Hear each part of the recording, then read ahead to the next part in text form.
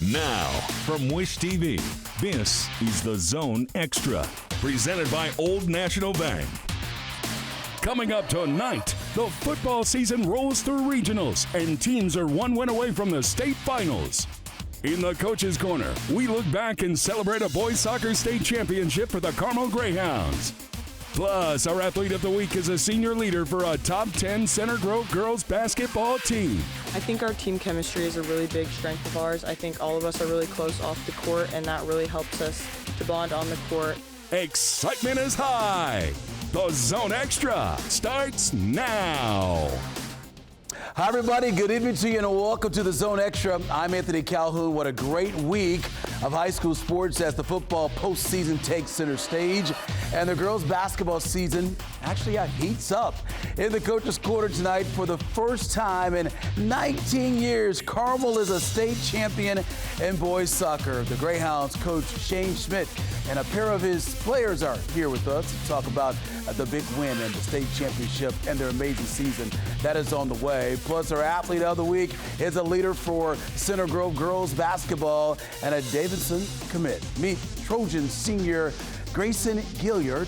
And we connect with our IHSAA Commissioner, Paul Neidig, for a Thanksgiving theme edition of Ask the Commissioner. Now, let's take a look at this week at high school sports. Last Friday was a regional night across the state of Indiana in football, and Class 6A was the Westfield picking up a 10-point win over conference rival Fishers. The Rocks will head to Carroll tomorrow with a return trip to the state on the line. In the Class 5A, number 1 New Pal used a pair of fourth-quarter touchdowns to knock off East Central. The Dragons host Bloomington South tomorrow in the semi-state. And Roncalli is a regional champion for the first time in 3 years as the Royals get a 4-point win over Yorktown in Class 4A. And in 6A, it was Warren Central going on the road and winning a regional for the first time since 2018. The Warriors, they beat Center Grove 24-21. Greatest feeling, man. First year as a head coach. We haven't run regionals here since 2018. Just proud of our kids, man. It was them. Our coaches did an amazing job. The programs bought in together. It's just a beautiful thing. Means the most, like, coming in here, like underdogs, haven't won in a while, but we're going to come through. Everyone carried, everyone put each other on their backs, and we just came through with the win.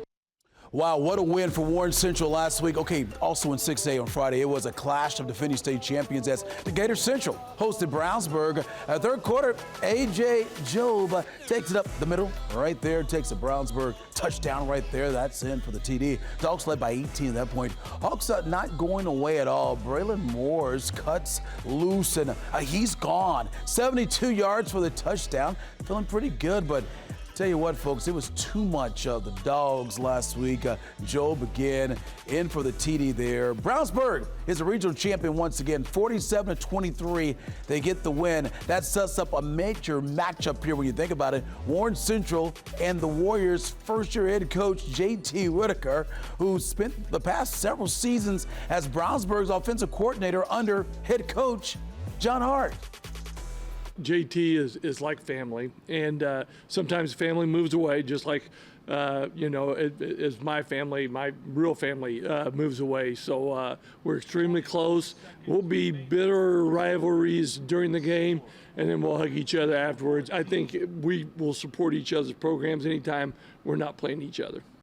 Oh, that's going to be a lot of fun coming up tomorrow. Meanwhile, let's head to Class 2A and our Team of the Week spotlight. For the first time in program history, folks, Lapel football is a regional champion and will play for a state finals berth coming up tomorrow night. Last Friday, folks, the Bulldogs jumped out to a 31-0 halftime lead on the road against Lutheran in a 38-7 victory to claim a regional title and remain unbeaten on the season. Senior quarterback Devin Craig threw for nearly 350 yards and 3 touchdowns in the win, leading an offense that is averaging, 33 points a game this season? Are you kidding me? As Lapel gears up to host Brownstown Central tomorrow night for a state finals berth, players say they're excited for a special opportunity. It meant a lot because after they beat us last year, we took it personal. We had them on our schedule, and we knew we were going to get back in that moment. And when we were there, we took advantage of the moment. This season's been so special for us. I'm so thankful to play with my teammates and everyone. I love every single one of them. I love my offensive line. I've been working with my boys, working hard. Everything's been great, and I'm very happy, and I want to keep going, stay, and win it all. I'd just say everybody's bought in this year, and this is the best defense we've ever had since I've been here. So everything just comes together. I think it'll feel, I mean, I don't even know how to describe. We've never made it past the regional hump, so, you know, getting to state would just be awesome, especially being underdogs. I know we've been favored a lot throughout the season, so to go into this game playing against all odds, I think we're ready to beat those odds and shock everybody. Well, I've been dreaming about it. I've been thinking about it so much, and I can't wait for it to happen. Oh, we will make it happen. Oh, man, what a season's been for LaPel. Good luck to them the rest of the way. All right, moving to basketball tonight, where the boys' hoop season is almost here, folks. They're underway in gyms across the state of Indiana. The regular season tipping off coming up on Monday. And the girls' basketball, it's a good one. Tuesday night as Cathedral hosted number 6 Hamilton Southeastern. First quarter here, you got Kayla Stidham with a nice crossover there, gets to the hoop and finishes in traffic. She had a game-high 16 points. Royals led by 4 at that point. In the second, HSC turns defense into offense. Off the turnover is KK Holman off the glass for 2 of her 15 points on the night. Royals up 9 at the break. Move ahead to the fourth. Check out the great ball movement here. HSC finds a wide open here. Abby Orm for 3. She was in double figures with 11 points. Royals win it.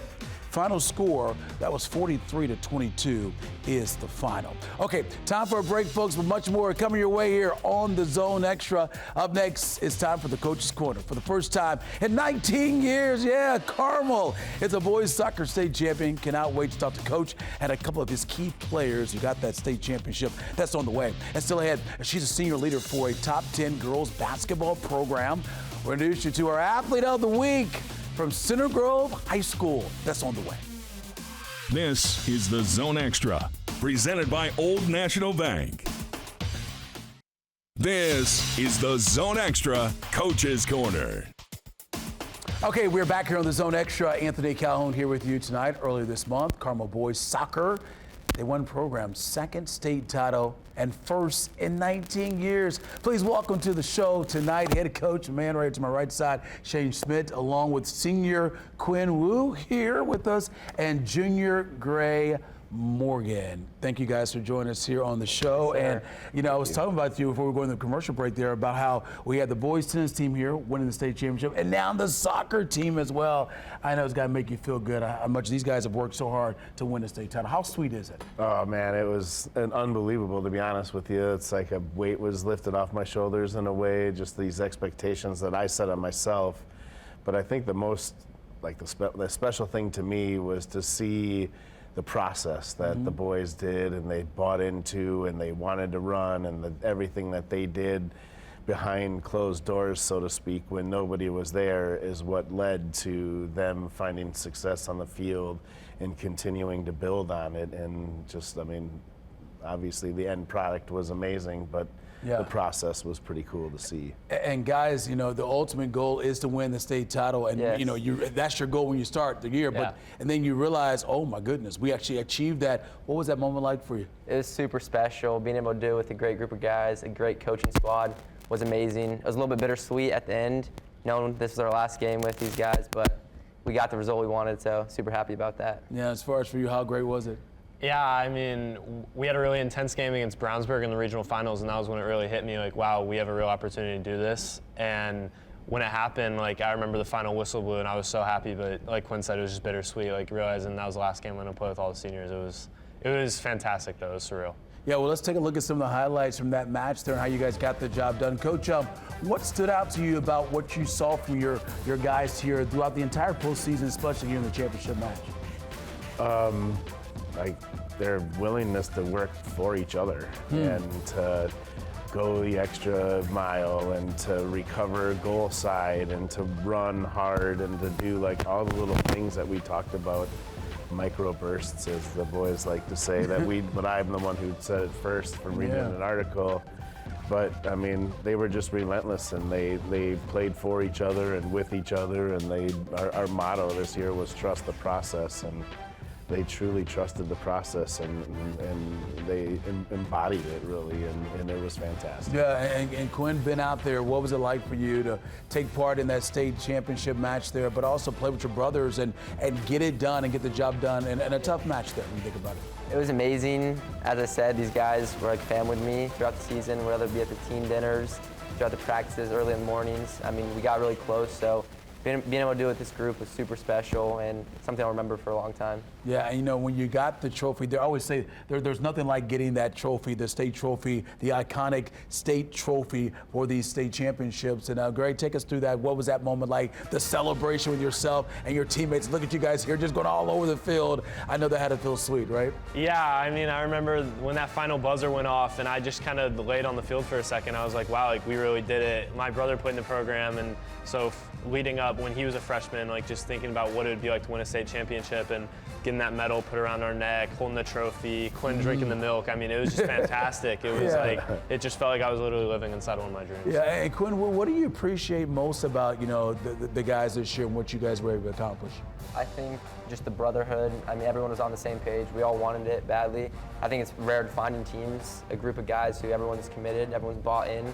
So that was great about our team, yeah. Yeah, you know, the guy right here to my right, your coach, Gray, I'll let you start first up. What is so great about him, and how special was it having him as your coach? Oh, I mean, Shane's fantastic. First of all, he has that playing experience that is just so great because he understands what we have to go through during training. He's always talking about, like he said earlier, everyone being bought in and everyone working hard behind closed doors. He understands that process, and so being able to have someone there that's always able to, like, understand how we're playing, how we're doing, like, even athletically, but also like mentally. And like I remember one time he noticed because I seemed a little down at practice. So just having a coach like that that's always able to understand us is just, it's surreal, yeah. And Quinn, I get your take on Coach. Yeah. His passion was unbelievable throughout the postseason. He was watching film. He would watch every game 2, 3, maybe even 4 times from what I heard. Yeah. So, I mean, the passion was unbelievable, and his insight was good in terms of analyzing our opponents, seeing where we could exploit their weaknesses and really end up on top. So. That's wonderful. Great words there from your guys who played for you, but I'll give you the final words here. We know how the pressure can be when you're at a school like Carmel. They expect championships after championships, but to get this title here, first time in 19 years, what does it mean to you? I mean, it means the world, especially like I said before, to see it, like what the boys did and what they went through and everything else, and then my coaching staff and, you know, Felix putting together the training sessions and different things like that with everything that we did. I mean, there's been so many good groups of guys that have come through the program in the 19 years, but like everything just seemed, like I said it in the first week, it was magic. That's great. Well, Coach, congratulations to you. Guys, congratulations as well. Yeah, Job well done. Nothing like winning a state championship in any sport, and especially there when it comes to soccer. Appreciate you guys taking the time. Cool. Coach, thank you as well. All right, we're going to take a break. Side here tonight on the Zone Extra is our athlete of the week. She's a senior leader for a top 10 Center Grove girls basketball team. Coming up, we're going to introduce you to Gracyn Gilliard. That is on the way. Plus, we get you ready for semi-state football with our Zone game plan. That's coming up. This is the Zone Extra, presented by Old National Bank. Okay, we're back here on the Zone Extra. Anthony Calhoun here with you tonight. Center Grove girls basketball is off to a great start this season. The Trojans are unbeaten and ranked 8th in Class 4A as they chase a Johnson County championship coming up this week. A key to the Trojan success, folks, is the senior play here of their senior, Gracyn Gilliard. Last season, Gilliard, she averaged 18 points per game while being named an Indiana Junior All-Star. This season, she's averaging 28 points to lead the Center Grove offense. Earlier this month, Gracyn, she signed her commit to later play for Davison coming up next year. Gilliard says she's worked hard in the offseason to improve her all-around game and believes the Trojans have what it takes to put together a special season. I think our team chemistry is a really big strength of ours. I think all of us are really close off the court, and that really helps us to bond on the court. We kind of grew up playing basketball together, so it's really special to have our senior season together, and I'm going to be sad to see them go. Gracyn is such a talented athlete and such a talented basketball player. She has all the skills, all the abilities. She can do about anything on the floor. She's just done a tremendous job of taking that to the next level, wanting more and wanting to improve and wanting to become the leader and the player that she can become rather than just resting on what she's had in the past. I think leadership is a huge thing with this team, and it's not only on me. I think all the seniors do a really great job of talking and communicating and making sure that we're all on the same page. I've been more lead by example in the past years, but I'm trying to be more vocal. That's another thing I'm working on for this year. She's the all-American girl, as I like to call it. She is top-notch in everything she does. She obviously offers from Davidson, but several Ivy League schools, so that shows you the care and the attention to detail she puts into the academic side of things. Anything that she does it at the best of her ability and just does it at a high level. It has been a great start to the season. I think we've really come out and proven ourselves, and I'm really excited to see how far we get. All the best to her. Job well done. Time for a break. More coming your way tonight on the Zone Extra, including our Ask the Commissioner segment with Paul Neidig of the IHSAA. This is the Zone Extra, presented by Old National Bank. All right, we're back here on the Zone Extra. One of our favorite parts of covering high school sports, well, of course, we're talking about the fans. The school spirit we see is incredible. And each fall, we award the prestigious Zone banner to the school with the best school spirit. And we are down to our final two schools for the coveted Zone banner. Here are the finalists, folks. We got Brownsburg and Fishers. Fishers, they're defending champions, and they're back in the finals again, getting set to go head-to-head here with Brownsburg. We're going to bring both schools in studio tomorrow night as we announce the winner of the Zone banner. As far as these two schools, when they found out they were the two finalists on Friday night last week, boy, they loved every minute. Oh! He's doing it.